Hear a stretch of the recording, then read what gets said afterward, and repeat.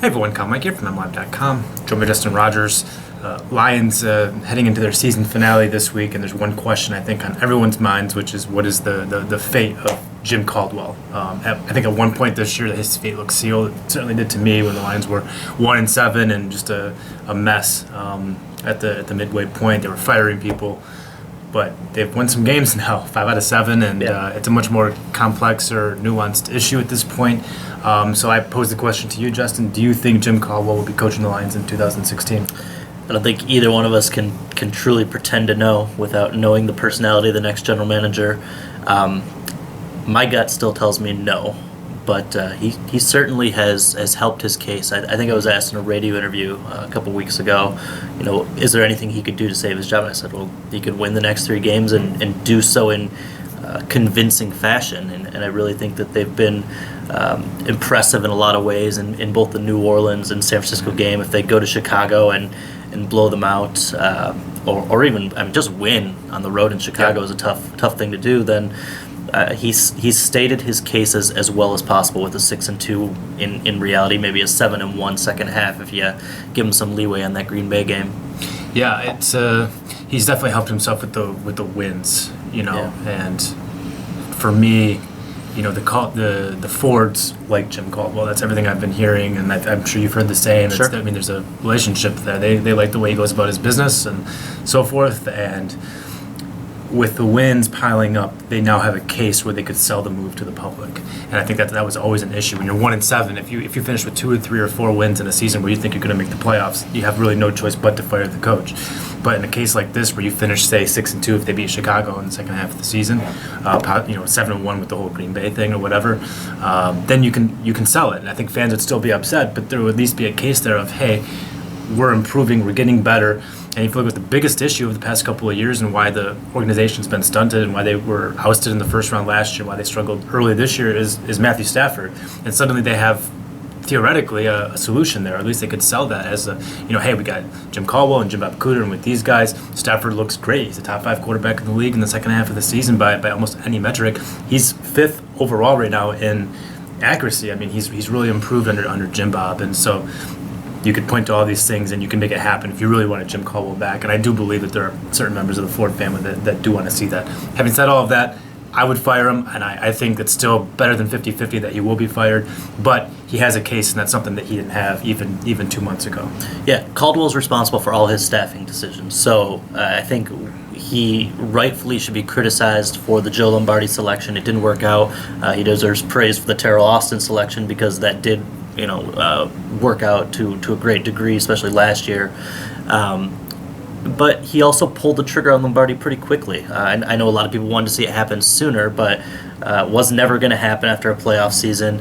And then, 7 games this year was the firing. And I think that's a really quick trigger finger for Caldwell. And that move has uncharacteristically paid off dividends. A mid-season change at coordinator rarely pays off the way it has. It's paid off in, I think, the best way imaginable. As you've mentioned, Stafford, his numbers have just been absurd. And I get the level of competition argument. I accept that. But he's still beating the hell out of bad competition to a degree we've never seen from him over this long of a stretch. And I credit Caldwell for making the decision to go to Cooter, and I credit Cooter for putting Stafford in position to succeed. So I guess that's another feather in Caldwell's cap as he makes the case that he says he doesn't want to make. He's making a case to stick. Listen, obviously the Lombardi had to go when he did, and they had no choice but to promote somebody. But I give Caldwell credit for identifying Jim Bob Cooter as a guy who, he's young, he's only 31, but Sure. He identified Cooter early on, even before the season and before the disaster hit, as a guy who could be an offensive coordinator and soon. And so I think he deserves credit for finding Cooter, bringing him to the staff, and then choosing him over some other candidates to succeed Lombardi. And it's amazing to me how quickly it worked. It's been on a dime. The Kansas City game was a mess, but you had international travel, all kinds of complications. They had the bye week. They installed some changes, and every week since, the offense has gotten better and better. And Stafford just looks comfortable. That's something you and I were talking about off camera. and maybe it was last night. The days run together sometimes. But he just looks comfortable. When was the last time you saw Matthew Stafford comfortable? He's had good games before and so forth, but he was definitely not comfortable ever with Lombardi. I would say he was not comfortable in the later years with Linehan, and now he just. Everything seems kind of effortless, and obviously it's really complicated and difficult, but this is working for him. There's a good relationship between Cooter and Stafford. There's a very nice give-and-take relationship there. Stafford has a ton of input on the game planning and so forth. I think they understand each other well. I asked Stafford at the end of his press conference yesterday, do you want Cooter back next year? And I thought he was just going to give me the staple answer of, that's above my pay grade, and that's where he went at first. But at the end of his response, he's like, but truth be told, I want him back. And you can understand why. That's working. Going through another transition into another scheme with another voice in his head would stunt his growth, and that's the last thing a guy like him, and is going into his 8th year, would need. I think that Caldwell deserves a lot of credit for making this happen. I don't know if we'll ever know the true story here, but you have to remember that the Bears wanted to interview Cooter for their offensive coordinator position this offseason. They obviously ended up with Adam Gase, which was a fine choice for them. But the Lions rejected that, and I would think that would have been Caldwell's call. I don't know that for certain, but you almost wonder if there was a little foresight there to say, hey, maybe Lombardi's not going to work out down the road. I'd really like to have this backup option that I trust in my back pocket, the story has played out that way. One other thing I want to credit Caldwell for, and I've kind of said this a couple times, but a lot of times when you see teams go to hell early in the year, the players stop playing. They start playing for themselves. The team unity, it's a mess. This team's direction, focus, they haven't quit on Caldwell in the second half. They've obviously performed very well with their 5-2 record at this point.